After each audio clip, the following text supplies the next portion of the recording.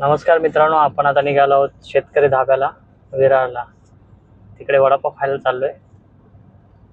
असंच ना, actually famous धाबा आहे. आम्ही ऐकून आहोत, यूट्यूबला वगैरे बघितलंय, पण कधी व्हिजिट नाही केले. तर आता आम्ही चाललोय, आता तिकडे बघूया. तिकडे फेमस वडापाव मिळतो असं बोलतात. सो लेट्स सी कसा आहे वडापाव आणि काय. खूप सारे डिशेस आहेत तिथले, स्पेशल आहेत. तर त्या काय डिशेस आहेत ते बघूया आणि थोडं विरार पण फिरूया तिकडे बीचवरती वगैरे. तर चला बघूया, एन्जॉय करूया. शेतकरी धाबा.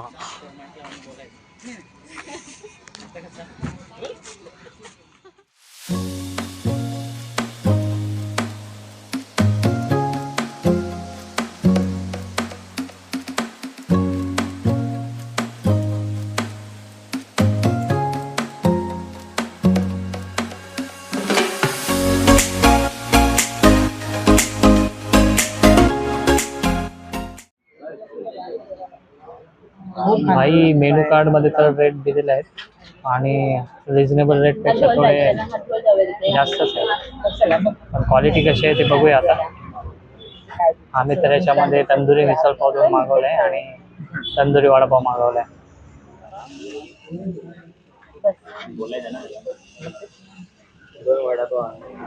वडापाव पण असं जाणार का? जाळा बसून एवढी मटकाभर मिसळ आलेले आहे. 4 पाव आले आणि मिसळ बघा एवढी मटकाभर, क्वांटिटी चांगली. पण कसं वाटतंय टेस्टला? अरे बाप, एवढं फुकून पाण्याची बाटली घे साधीवाली. मस्त ना. चला, वर्थ इट. तू काढ. तंदुरी वडापाव, बापरे.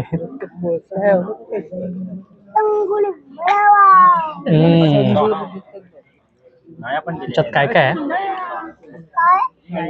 काय काय आहे? चमचा पण आहे, चमचा अडकवून ठेवलाय. प्राइम्स दिले, नया कोथिंबीर वगैरे दिली आहे. ही कुठचा तरी लाल भाजी आहे काहीतरी. इथे चटणी याच्यावरती टाकले, इथे ऑनियन कांदा, इथे वडापाव, त्याच्या आरपार इथून चमचा आत टाकला आणि आतमध्ये ना तुम्हाला कोळसा दिसेल. स्मेल तर चांगला आहे. तर आता टेस्ट करून मग सांगतो.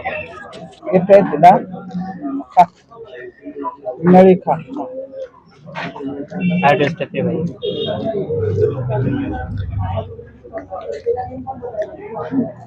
नॉर्मल आपण खातो तसाच वडापाव आहे, फक्त तो तंदूर सारखा फक्त फ्लेवर येतं, म्हणजे स्मेल येतं पावाला तिथे.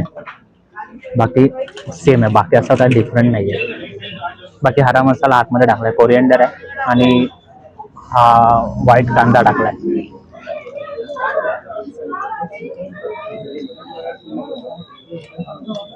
ओके, वर्थ इट ना. मिसळ बेस्ट. मिसळ मस्त वाटते.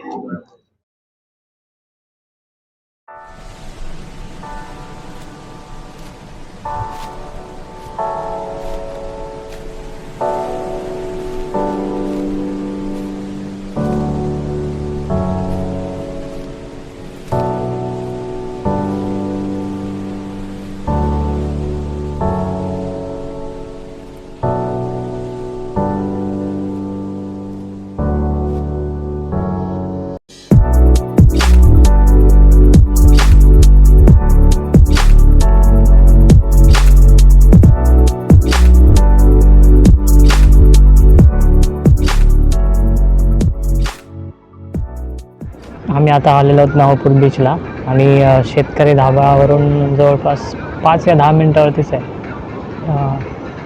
शांत आहे एकदम बीच आणि 1 दिवसामध्ये तुम्ही फिरायचं असेल तर येऊ शकता. शेतकरी धाब्याची ॲक्च्युली बघायला तर हाईप मोठी होती आणि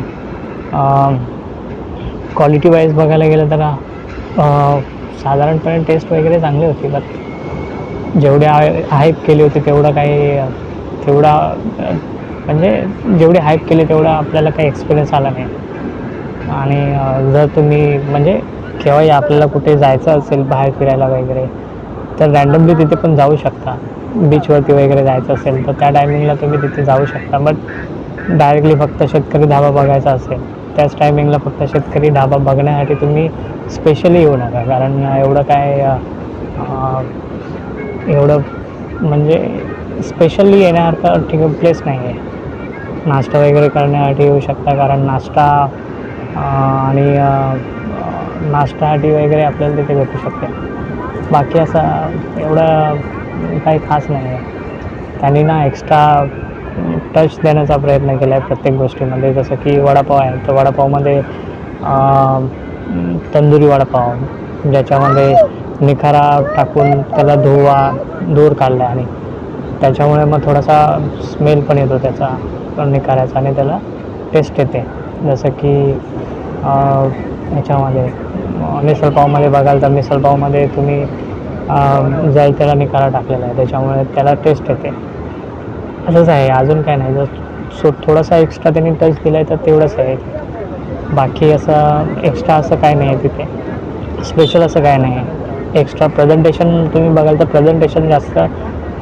प्रेझेंटेशन चांगल्या पद्धतीने केलं आहे त्याच्यामुळे लोक अट्रॅक्ट होतात आणि बायकर्स लोक खूप येतात. कारण कुठे जायचं झालं बाईकने तर मग तिथे जाऊन नाश्ता वगैरे करण्यात येतात लोक. हा समोर आहे तो अर्नाळा बीच आहे आणि तिकडे खूप गर्दी आहे बघा.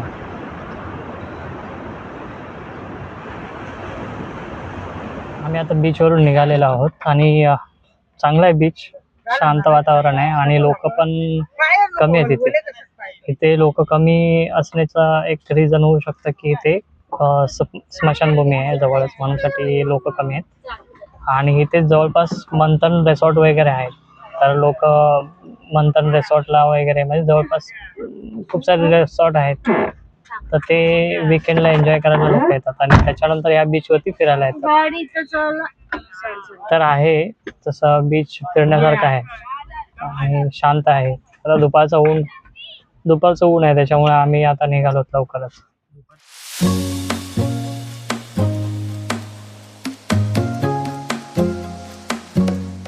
दुपारचा 1 वाजला आहे आणि आम्ही आता घरी पोहोचलेलो आहोत. आम्हाला जायला 2 तास लागले आणि यायला 2 तास लागले म्हणजे ट्रॅव्हलिंगमध्ये जवळपास 4 तास लागले. आम्ही तिकडे 2-2.5 तास फिरलो. तर ओव्हरऑल चांगला दिवस होता आणि शेतकरी धाबा चांगला आहे, व्हिजिट करण्यासारखं आहे आणि मॉर्निंगलाच जाऊन तुम्ही नाश्ता वगैरे करायचा असेल तर तिथे जाऊ शकता. मोस्टली बाईक रायडर्स येतात तिथे आणि तिथेच जवळपास बीचेस आहेत त्याच्यामुळे बीचेसवरती पण तुम्ही फिरू शकता आणि चांगला होता ओव्हरऑल एक्सपिरियन्स.